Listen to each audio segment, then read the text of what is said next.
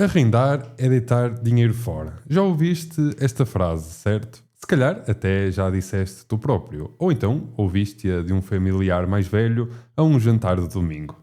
Logo depois do clássico, e então, quando é que compras a tua casa? É um dos mitos mais repetidos das finanças pessoais em Portugal, e como a maioria dos mitos tem uma parte de verdade, mas também tem uma parte que, se a levares demasiado à letra, te pode custar dezenas ou milhares de euros. Porque a verdade é esta: em 2026, os preços da habitação em máximos históricos em Lisboa e no Porto, e com as rendas a subir mais rápido do que os salários, a pergunta arrendar ou comprar deixou de ter uma resposta óbvia. Deixou de ser uma questão de orgulho, tradição ou de ter uma coisa que é minha. Passou a ser pura e simplesmente uma questão de matemática. E é exatamente essa matemática que vamos fazer hoje. Vamos ver os números reais do mercado em 2026. Os custos escondidos que ninguém te conta quando assinas a escritura, o que acontece ao teu dinheiro se decidires investir em vez de dares a entrada para a tua casa. E já perto do fim, uma mudança nas regras do jogo que pode alterar tudo se tiveres menos de 35 anos. Não vou dizer-te o que deves fazer, mas no final do vídeo vais ter as ferramentas certas para sim fazeres tu mesmo as contas e decidires com cabeça fria, não com a pressão familiar à volta da mesa. Por isso, vamos ao vídeo. O meu nome é Pedro Cardoso e o meu objetivo é ajudar-te a gerir e a investires melhor o teu dinheiro. Por isso, deixa já o teu like neste vídeo e segue-me que eu quero te ajudar. Antes mesmo de falarmos de arrendar ou comprar, precisas de saber em que mercado é que estás a jogar. Porque a verdade é que o mercado de 2026 não tem nada a ver com o mercado em que os teus pais compraram a sua casa. Em Lisboa, o preço médio já passou os 6.000 euros por metro quadrado. Pensa nisso por um segundo. Um apartamento simples, de 70 metros quadrados, pequenino, na capital, ronda hoje os 400 a 450 mil euros só no valor do imóvel, antes de qualquer imposto ou custo associado que irás ter. E isto não é um pico isolado. Os preços em Lisboa cresceram quase 10% só no último ano. E no Porto está ainda mais quente o mercado.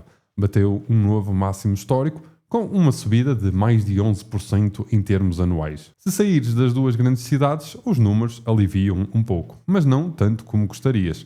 A média nacional de transações ronda os 2.000 euros por metro quadrado, com a Grande Lisboa, o Algarve e a área metropolitana do Porto consistentemente acima dessa média.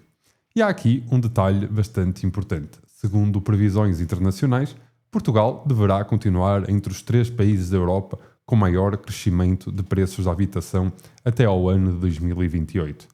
Ou seja, mesmo que o ritmo abrande um pouco, a tendência de fundo é para os preços continuarem a subir, não a descer. Mas, e agora este mas é bastante importante, comprar não é o único lado que está a apertar, o arrendamento também está cada vez mais caro, como nós sabemos. Em Lisboa, a renda média de um T1 já passa os 1.500 euros por mês. E se olhares para a evolução de longo prazo, percebes a dimensão do problema. A renda média de um T2 na capital era de 860 euros em 2015. Em 2024 já estava nos 1.750 euros. Mais do que duplicou em menos de 10 anos. A nível nacional, a renda média representa hoje mais de 45% do salário mínimo, um dos rácios mais pesados de toda a União Europeia. Por isso, vamos ser claros desde já, não existe um lado fácil nesta equação. Comprar ficou mais caro, arrendar ficou mais caro. A pergunta não é qual dos dois é o mais barato, porque nenhum é, na verdade, não é? A pergunta é qual dos dois faz mais sentido para a tua situação específica. E para responderes a isso, precisas de conhecer os custos que normalmente ficam escondidos. E é aí que vamos já a seguir. Quando alguém te diz a prestação da casa é só 800 euros por mês, é menos do que pagas de renda, estás a esconder-te pela metade da história, porque comprar casa não é só a prestação mensal, é um conjunto de custos, alguns que pagas uma vez, outros que pagas todos os meses ou todos os anos, que muita gente simplesmente não inclui nas contas que está a fazer. Vamos começar pelos custos do dia da escritura. Primeiro, o imposto de selo 0,8% sobre o valor do imóvel. Numa casa de 250 mil euros, isso são 2.000 euros, só por assinares os papéis. Depois, o IMT, o Imposto Municipal sobre as Transmissões Onerosas destes imóveis. Este é progressivo, ou seja, quanto mais cara for a casa, maior percentagem que irás pagar. Para a maioria das casas em zonas urbanas, isto representa normalmente alguns milhares de euros. Soma a isto os custos de escritura, registro predial e eventuais honorários de advogado ou solicitador. E em Lisboa ou no Porto, para uma casa entre 250 e 300 mil euros, é realista falares em 15 a 20 mil euros de custos de transação antes mesmo de te mudares de casa. Mas os custos não acabam aqui na escritura. Se recorreres a um crédito à habitação, e a maioria das pessoas recorre, os bancos exigem seguros obrigatórios muitas vezes. Um seguro de vida e um seguro multirriscos habitação. Só estes dois, num crédito típico, custam normalmente entre 35 e 50 euros por mês. Pode parecer pouco, mas ao longo de 30 anos, isso são mais de 15 mil euros que saem do teu bolso e nunca os vês mais. É o custo de teres acesso ao teu crédito bancário. E depois há os custos contínuos de posse, o IMI, o Imposto Municipal sobre Imóveis, que pagas todos os anos sob o valor patrimonial da casa. Depois o condomínio, se caso vivas num prédio, e as obras de manutenção, uma torneira que avaria, uma caldeira que precisa de ser substituída, uma pintura que já não pode esperar. Quem arrenda, normalmente, não tem que pagar estas despesas, ficam a cargo do senhorio. Por isso, quando alguém compara a prestação de 800 euros com uma renda de 900 euros e conclui que comprar é mais barato, está a fazer uma comparação um pouco incompleta. A comparação justa é a prestação mais os seguros, mais o IMI para os 12 meses e mais uma estimativa mensal para a manutenção versus a renda que irás pagar. E muitas vezes, quando fazemos esta soma toda, a diferença para a renda é muito mais pequena do que parecia. Ou então até desaparece. Isto não significa que comprar seja uma má decisão, atenção. Significa que precisas de fazer as contas todas, não só a prestação. E é exatamente isso que vamos fazer no próximo capítulo. O que acontece se, em vez de gastares esse dinheiro todo em compras, o investires. Aqui está a parte que normalmente ninguém te mostra, o custo de oportunidade. Imagina que para comprares casa precisas juntar cerca de 50 mil euros. Entre a entrada e todos aqueles custos de transação que vimos no capítulo anterior, mas em vez disso decides arrendar e investir esses 50 mil euros num ETF que acompanha o índice SP500 como o SPAEL, que é a opção, o SIT mais eficiente para investidores portugueses. Historicamente, este tipo de investimento rende em média cerca de 10%. Mas vamos trabalhar com 7% ao ano ao longo de períodos longos para sermos mais justos. Claro que com altos e baixos pelo caminho isso não é garantido para o futuro, mas é a referência histórica mais usada que podemos usar. Vamos então utilizar os 7%. Se esses 50 mil euros crescem a 7% ao ano, sem tocares neles durante 25 anos, o valor final ultrapassa os 270 mil euros. Sem mexeres em mais nada, só o efeito do tempo e dos juros compostos sobre esse valor inicial. Agora, soma a isto a segunda parte. Se a renda que pagas for, por exemplo, 300 euros mais baixa por mês do que seria a prestação, seguro, IMI, manutenção de uma casa equivalente e investires esses 300 euros todos os meses, também aos 7% ao ano, ao longo de 25 anos, esse fluxo mensal por si só ultrapassa os 240 mil euros. Junta as duas coisas e estás a falar de mais de 500 mil euros ao fim de 25 anos, só com a diferença entre arrendar e comprar investida de forma consistente. E agora, este mas também é fundamental. Há duas coisas que este cálculo simplificado não nos está a mostrar. A primeira é que a renda não fica fixa. Já vimos no capítulo 1 que uma renda de um T2 em Lisboa mais do que duplicou em 10 anos. Se a renda continuar a subir a esse ritmo, a diferença que tens disponível para investir vai encolhendo ano após ano. E, em alguns casos, pode até desaparecer ou até mesmo inverter-se. A segunda coisa é o fator comportamental. Este cálculo só funciona se realmente investires essa diferença, todos os meses, durante 25 anos, sem desistires quando o mercado cair, por exemplo, 20%. E isso, na prática, é mais difícil do que parece no papel. Por isso, esta matemática não é uma sensação de favor de arrendar, é uma ferramenta. Mostra-te o verdadeiro custo e oportunidade de imobilizar dinheiro numa casa para que, quando decidires comprar, seja uma decisão consciente e não por defeito. E é aqui que entra a outra metade da equação. Porque é que, mesmo sabendo tudo isto, comprar continua a fazer grande sentido para muita gente. Vamos agora ser justos com o outro lado da moeda. Comprar casa não é um erro financeiro. Em muitas situações, é exatamente a decisão certa que deves tomar. A questão é saber em que situações. A primeira é o teu horizonte temporal. Os custos de transação que vimos, aqueles 15 a 20 mil euros, em impostos e também em despesas, são custo fixo que pagas uma vez, mas se ficares na mesma casa durante 15 ou 20 anos, esse custo dilui-se por todo esse tempo e torna-se cada vez menos relevante. Se ficar só 3 ou 4 anos, esses mesmos custos podem-te comer praticamente todo o ganho de valorização do teu imóvel. Regra geral, quanto mais tempo planeias ficar no mesmo sítio, na tua habitação, mais a balança pende para comprar. A segunda razão é a previsibilidade. Se contratares um crédito à habitação com taxa fixa, ou pelo menos com uma componente fixa nos primeiros anos, sabes exatamente quanto vais pagar todos os meses durante esse período. É mais importante saberes o valor que vais pagar todos os meses do que o valor total do imóvel. Quem arrenda está sujeito a renovações de contrato, a aumentos de renda e, em casos mais extremos, a ter de sair de casa porque o senhorio decidiu vender ou usar o imóvel para outro fim.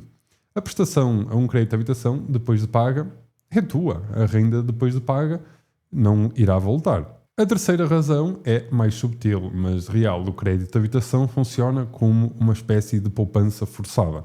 Parte de cada prestação vai para o pagamento de juros, mas a outra parte está a reduzir ao capital em dívida. Ou seja, estás a aumentar o valor que é teu na casa. Com o tempo e à medida que o capital em dívida diminui, essa fatia que constrói património vai aumentar. Quem arrenda não tem esse mecanismo automático, só funciona se de facto investir a diferença, como vimos no capítulo anterior. Por fim, há uma ferramenta que os economistas usam para avaliar isto de uma forma muito mais objetiva, que é o rácio preço sobre venda. Calcula-se dividindo o preço de compra de um imóvel pelo valor de renda anual de um imóvel equivalente. Como regra geral e simplificada, rácios mais baixos tendem a favorecer a compra de habitação e rácios mais altos tendem a favorecer o arrendamento. O problema é que este rácio varia muito de zona para zona do nosso país e até mesmo de rua para rua, dentro da nossa mesma cidade. Por isso, antes de decidir se vale a pena fazer este cálculo, especificamente para a zona onde queres viver, comparando um imóvel real à venda com um imóvel equivalente para arrendar nas mesmas imediações. Em resumo, se vais ficar muitos anos no mesmo sítio, se valorizas a previsibilidade de uma prestação fixa e se o teu rácio preço-renda na tua zona não estiver completamente desequilibrado, comprar pode ser sim a decisão financeiramente mais sólida. Mas há também situações em que arrendar continua a ser de forma clara a opção mais inteligente para ti. E é disso que vamos falar agora. Então, se o capítulo anterior te deixou a pensar, ok, então comprar é sempre melhor a longo prazo, tem calma. Há situações em que arrendar não é uma solução temporária ou um mal necessário. É genuinamente a escolha mais inteligente. A primeira é a flexibilidade. Se ainda não sabes onde vais estar dentro de 3, 4, 5 anos, porque estás a construir a tua carreira profissional, porque o teu trabalho pode exigir mudares de cidade ou porque a tua vida pessoal ainda está em movimento, comprar casa prende-te financeiramente a uma localização. E se precisares de vender antes do tempo, em más condições de mercado que possam surgir, podes acabar a vender por menos do que o valor que pagaste, depois de contares todos os custos de transação que já vimos em capítulos anteriores. De ambos os lados, na compra e também na venda. A segunda situação é exatamente o inverso do que vimos no capítulo anterior. Zonas onde o rácio preço-renda está completamente desequilibrado. Há bairros e cidades em Portugal onde os preços de compra subiram tanto que, comparados com as rendas praticadas na mesma zona, comprar deixou de fazer sentido financeiro qualquer. Estás, na prática, a pagar um prémio enorme só para teres a etiqueta de proprietário. Nessas zonas específicas, arrendar e investir, a diferença pode ser claramente superior, mesmo até a longo prazo. A terceira razão é a ausência de responsabilidade pela manutenção que possas ter pelos riscos do imóvel. Quem arrenda não fica com um susto de 3 mil, 5 mil euros quando a caldeira avaria. Não ficas também preso a obras do prédio decididas em assembleias de condomínios e não estás exposto a quedas no valor do imóvel numa correção que possa eventualmente acontecer de mercado. Esta previsibilidade de despesas, saberes exatamente quanto vais gastar em casa todos os meses, sem surpresas, tem um valor real, mesmo que não apareça numa folha de cálculo. Mas, e agora? Este é o mas mais importante de todo o vídeo. Tudo isto só funciona se cumprires a tua parte do acordo. Investires a diferença de forma consistente mês após mês, ano após ano, sem arrendares porque é mais barato, mas depois gastares essa diferença em consumo, em jantares fora, em férias ou simplesmente a deixares parada numa conta à vista sem qualquer tipo de rendimento. Então, estás a ter o pior de os dois mundos. Não estás a construir património numa casa e também não estás a construir património nos teus investimentos. Estás só, basicamente, a gastar dinheiro. Por isso, se arrendares, é a tua escolha. Faz dela uma escolha ativa, define quanto vais investir todos os meses, automatiza essa transferência e trata esse investimento com a mesma seriedade com que tratarias uma prestação de crédito à habitação. Porque, no fundo, é exatamente isso que está a substituir. E agora vamos àquela parte do vídeo que prometi no início, porque há uma mudança recente que pode alterar completamente esta equação se tu tiveres menos de 35 anos. Tudo o que vimos até aqui assume que para comprar casa precisas de juntar uma entrada e pagar todos aqueles impostos de transação, os tais 15 a 20 mil euros que falamos no capítulo 2. Para a maioria dos jovens portugueses, é exatamente essa barreira inicial que torna a compra impossível, mesmo que a prestação mensal fosse perfeitamente comportável. Em 2026, essa barreira ficou drasticamente mais baixa, pelo menos para quem tem até 35 anos e vai comprar a primeira habitação própria e permanente. A primeira mudança é a isenção do IMT. Se tiveres até 35 anos e a casa que vais comprar custar até cerca de 330 mil euros, não pagas absolutamente nada de IMT. 0 euros. E se o valor estiver entre os 330 e 660 mil euros, a isenção é parcial. Pagas IMT apenas sobre a parte que excede esse primeiro limite. Para a esmagadora maioria das casas em Portugal, fora das zonas mais premium de Lisboa e Algarve, isto representa uma poupança de vários milhares de euros logo à entrada. A segunda mudança é a isenção do imposto de selo sobre a compra, aqueles 0,8% que vimos no capítulo 2. Numa casa de 250 mil euros, são mais 2 mil euros que ficam no teu bolso. Mas a terceira mudança é que realmente vira o jogo, a garantia pública para os jovens. Em condições normais, os bancos exigem que tragas uma percentagem do valor da casa como entrada, normalmente praticado entre 10% e os 20%. Com a garantia pública, o Estado cobre essa parte que falta, permitindo, em muitos casos, financiamento até 100% do valor do seu imóvel. Ou seja, a barreira de teres de juntar dezenas de milhares de euros antes mesmo de pensares em comprar casa pode, na prática, deixar de existir. Para teres acesso a isto, precisas de ter entre 18 e 35 anos, domicílio fiscal em Portugal, não ter sido proprietário de outro imóvel nos últimos 3 anos e os teus rendimentos não podem exceder um determinado escalão do IRS. São requisitos que cobrem a esmagadora maioria dos jovens trabalhadores portugueses. Mas o financiamento a 100% significa mais dívida e significa uma prestação mensal mais alta do que se tivesses dado uma entrada. Não tens uma almofada de capital próprio na casa. Se precisares de vender pouco tempo depois, num momento de mercado que possa ser desfavorável, podes ficar numa situação onde deves ao banco mais do que aquilo que o imóvel pode valer. Por isso, esta medida resolve o problema de entrada, mas não substitui a necessidade de teres um orçamento mensal sólido e uma almofada de emergência à parte fora de casa. E há ainda outro problema. Este regime está, à data deste vídeo, previsto terminar no final de 2026, embora exista a possibilidade de ser prolongado. Não é motivo para tomares uma decisão tão grande à pressa só por causa disso do prazo, mas se já estavas a pensar em comprar casa nos próximos 1 ou 2 anos e cumpres os requisitos, vale a pena informar-te junto do teu banco e do Portal das Finanças sobre os prazos atualizados. Porque pode ser a diferença entre precisares de 40 mil euros logo à entrada ou de apenas 0. Chegamos então agora ao fim de toda a informação. Agora vamos transformar isto numa decisão prática. Faz-te a ti próprio estas seguintes perguntas pela seguinte ordem. A primeira pergunta é: durante quantos anos esperas razoavelmente ficar na mesma zona? Se a resposta for menos de 5 anos, os custos de transação de compra tendem a pesar bastante. Arrendar tende a fazer mais sentido nesta situação. Se for mais de 10 anos, a balança pende naturalmente para a compra de habitação. A segunda pergunta é: já fizeste as contas reais na zona específica onde queres viver? Não a média nacional, não a média de Lisboa, mas sim a tua zona de residência. Quanto custaria comprar um imóvel equivalente ao que arrendarias, incluindo todos os custos do capítulo 2? E quanto pagarias de renda por esse mesmo imóvel? Essa comparação concreta vale mais do que qualquer regra geral que te possam ter dito. E terceira pergunta: se a escolha for arrendar, tens sinceramente um plano e a disciplina para investir a diferença desse dinheiro todos os meses? Se a resposta for provavelmente não, é importante seres honesto contigo próprio sobre isso, porque muda completamente o resultado que irás ter financeiramente no longo prazo. Como quarta pergunta: tens menos de 35 anos e cumpres os requisitos que vimos no capítulo anterior? Se sim, o cenário de compra ficou significativamente mais acessível e vale a pena explorar essa via antes de descartares por causa do peso da entrada. E quinta e última pergunta: a tua situação profissional e pessoal tem a estabilidade necessária para um compromisso de 30 anos com o banco?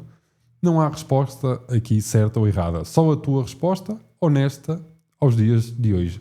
Não há uma fórmula universal que sirva para todos os portugueses ao mesmo tempo. Há sim uma forma correta de pensar sobre este problema. E espero que, claro, depois deste vídeo seja exatamente isso que levas contigo. A casa onde vives não é por si só um bom ou um mau investimento. É uma decisão da tua vida com consequências financeiras. E essas duas coisas não são a mesma coisa. O verdadeiro investimento é o que fazes com o dinheiro que sobra, seja ele a diferença entre a renda e a tua prestação, ou a diferença entre a renda e a prestação. Faz então as tuas contas. Depois decide com cabeça fria, não com a pressão de quem está sentado à mesa contigo no jantar de domingo. Se chegaram a esta parte do vídeo, queria-vos pedir que deixassem o vosso like e subscrevessem o canal. Tenham um resto de bom dia e vemo-nos no próximo vídeo.